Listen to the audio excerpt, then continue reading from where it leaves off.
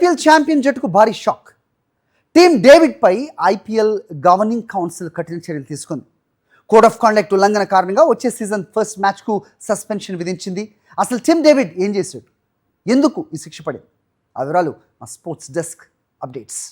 IPL 2026 ఫైనల్లో విజేతగా నిలిచిన రాయల్ ఛాలెంజర్స్ బెంగళూరు జట్టుకు ఊహించని ఎదురు దెబ్బ తగిలింది. జట్టు స్టార్ బ్యాటర్ టిమ్ డేవిడ్ పై ఐపీఎల్ అధికారులు ఒక మ్యాచ్ నిషేధం విధించారు. గుజరాత్ టైటాన్స్ తో జరిగిన ఫైనల్ మ్యాచ్ సందర్భంగా కోడ్ ఆఫ్ కండక్ట్ ను ఉల్లంఘించినట్లు ఐపీఎల్ మీడియా అడ్వైజరీ వెల్లడించింది. మ్యాచ్ తొలి ఇన్నింగ్స్ లో 10వ ఓవర్ సమయంలో వికెట్ కు సంబంధించిన ఘటనలో టిమ్ డేవిడ్ తీవ్ర అసహనం వ్యక్తం చేశాడు. ఆ సమయంలో అంపైర్ నితిన్ మీనన్ వైపు ఐస్ బ్యాగ్ ను దూకుడుగా విసిరినట్లు అధికారులు గుర్తించారు.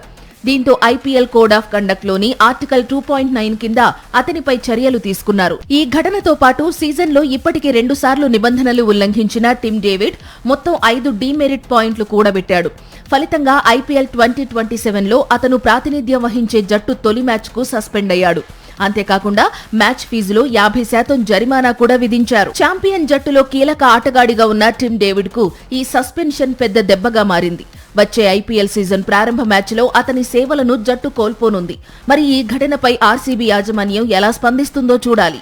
టిమ్ డేవిడ్ పై ఐపీఎల్ అధికారులు తీసుకున్న ఈ చర్య ఇప్పుడు క్రికెట్ వర్గాల్లో చర్చనీయాంశంగా మారింది. గ్రౌండ్లో ఉన్నప్పుడు ఆటగాళ్లు భావోద్వేగాలను అదుపులో ఉంచుకోవాలని క్రీడా పండితులు సూచిస్తున్నారు.